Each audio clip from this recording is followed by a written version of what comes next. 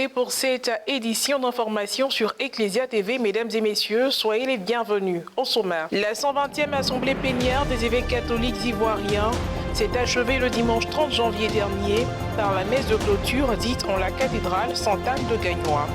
Elle a été présidée par son Excellence Monseigneur Ignace Besti Dogo en présence de ses confrères, des religieuses et des fidèles venus très nombreux, parmi eux plusieurs personnalités ivoiriennes. Réunis dans l'archidiocèse de Gagnois pour leurs assises, les évêques catholiques ivoiriens ont également inclus dans leur programme des visites et des actions caritatives qui les ont conduits à l'orphelinat Emmanuel le samedi 29 janvier dernier, où ils ont fait un don en nature d'une valeur de 500 000 francs CFA. Le dimanche 30 janvier dernier, son Excellence Monseigneur Ignace Besti Dogo, archevêque métropolitain de Korogo et président de la Conférence des évêques catholiques de Côte d'Ivoire, a présidé la messe de clôture de la 120e assemblée plénière à la cathédrale Sainte-Anne de Gagnois, en présence des autres archevêques et évêques catholiques ivoiriens. Excepté le cardinal Jean-Pierre Coutois, archevêque métropolitain d'Abidjan, et Monseigneur Alexis Touabi-Youlo, évêque du diocèse d'Agboville et administrateur apostolique de Yamoussoukro, qui n'ont pu prendre part aux travaux pour des raisons diverses. Chargé de faire l'homélie de ce 4e dimanche du temps ordinaire, son Excellence Monseigneur Gaspard Bébigneba, évêque du diocèse de Mans et administrateur apostolique du diocèse d'Odiéné, dans sa prédication, met un accent particulier sur l'amour inclusif auquel l'apôtre Paul nous invite. Dieu veut que tous les hommes, sans exception, soient sauvés et parviennent à la gloire du ciel dans le Christ.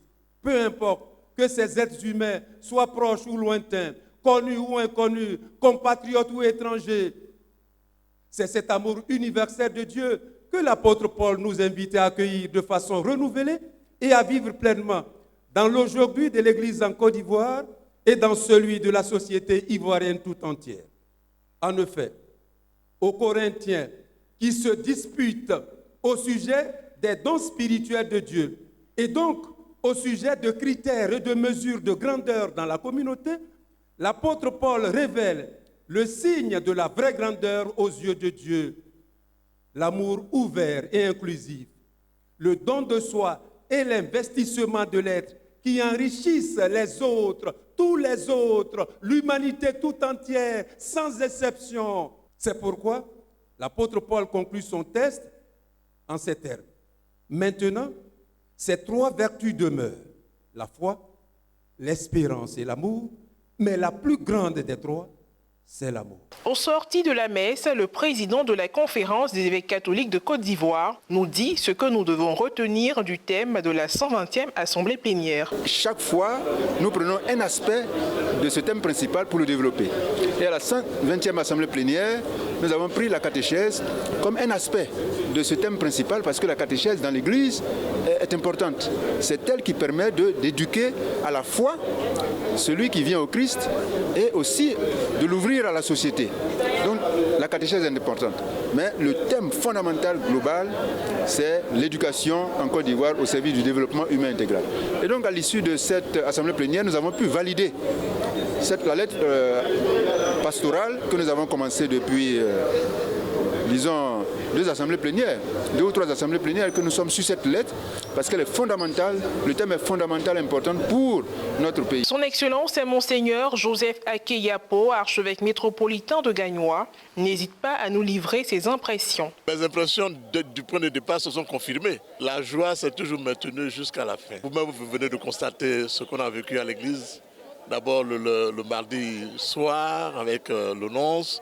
Et puis aujourd'hui, avec tous les évêques de Côte d'Ivoire, je pense que le peuple a su rendre compte de sa foi et de sa joie d'accueillir. Et sa reconnaissance aussi à tous ces évêques qui gèrent notre Église en Côte d'Ivoire. Des propos ont également été recueillis auprès du révérend père Hervé Dadoba, curé de la cathédrale Sainte-Anne de Gagnois, vicaire général de l'archidiocèse de Gagnois, par ailleurs président du comité d'organisation de la 120e assemblée plénière. Pour un homme de foi, ce que le Seigneur prévoit se réalise immanquablement. Nous, en tant qu'une organisation humaine, nous avions quelques craintes, Mais nous avions quand même l'espérance également que tout se passerait comme le Seigneur le veut. Et donc, à la fin de la messe de clôture de la 120e Assemblée plénière des évêques de Côte d'Ivoire, nous sommes satisfaits globalement. Il y a eu des hauts et des bas, mais globalement, nos évêques ont pu travailler et ils ont passé une semaine de travail assez intense et nous pouvons dire que nous sommes satisfaits. Cette messe de clôture a aussi enregistré la présence de nombreuses personnalités ivoiriennes. Parmi elles, Madame le ministre de la Fonction publique et de la modernisation, Anne-Désirée Ouloto, représentant le Premier ministre ivoirien Patrick Achi. Nous avons également écouté avec beaucoup d'attention le communiqué final ainsi que l'adresse des évêques à la nation sur la thématique de l'éducation de l'homme, de l'éducation de l'Ivoirien, de tout l'homme. Je suis particulièrement heureuse d'avoir entendu ces fortes recommandations qui vont parfaitement dans la droite ligne des actions gouvernementales. Et j'ai même envie de dire que l'alerte déjà annoncée par le gouvernement rejoint fortement cette alerte-là, aujourd'hui présentée par les évêques de Côte d'Ivoire. Nous le disions à l'instant, la 120e Assemblée plénière des évêques catholiques de Côte d'Ivoire s'est achevée le dimanche 30 janvier dernier. La veille, les évêques ont réalisé des œuvres caritatives dans différentes structures sociales de la ville de Gagnoa. L'orphelinat Emmanuel est l'une de ces structures qui a reçu la visite des hommes religieux. Un don en vivres et non-vivres estimé à une valeur de 500 000 francs CFA a été fait à cette occasion. Reportage à Francis Okwe, commentaire Morel Botti. Samedi 29 janvier 2022, après les travaux de la 120e Assemblée plénière, la place est faite aux œuvres caritatives. Les évêques catholiques de Côte d'Ivoire ont marqué leur séjour dans l'archidiocèse de Gagnoa en faisant également de la charité. L'orphelinat Emmanuel, situé dans le quartier Nyenabaï, est l'un des bénéficiaires. Un centre d'accueil pour les enfants en difficulté, fondé par Krabat Théodore, fils de la région et résident en Allemagne. À ce jour, les pensionnaires sont au nombre de 58, dont 56 élèves, et sont tous sous la responsabilité de l'actuel directeur Armand Christ. 500 000 francs CFA, c'est la valeur du don en nature fait à la structure par la Conférence des évêques catholiques de Côte d'Ivoire, représentée par une délégation composée de nos seigneurs, Maurice Conan Kwasi, évêque émérite de Daloa, et Boniface Ziri, évêque d'Abengourou, puis le père Émile Kélignon, secrétaire général adjoint de la CECCI. Notre présence ici donc exprime l'amour que Dieu a pour vous. Je tiens vraiment à remercier nos frères et sœurs responsables qui vous encadrent dans cet orphelinat. Je remercie ceux qui ont eu l'heureuse initiative de créer cet espace d'accueil et de socialisation pour les enfants. Les prélats ont pu toucher du doigt les réalités quotidiennes des pensionnaires à travers une visite guidée des lieux. Cuisine, réfectoire, infirmerie, dortoir, tout le local a été passé au peigne fin par les visiteurs visiblement sensibles aux problèmes du centre. Des difficultés bien réelles qui touchent aussi l'aspect hydraulique. Cher père évêque, l'orphelinat Emmanuel est confronté à une situation très difficile. L'eau, source de vie, fait défaut sur le site.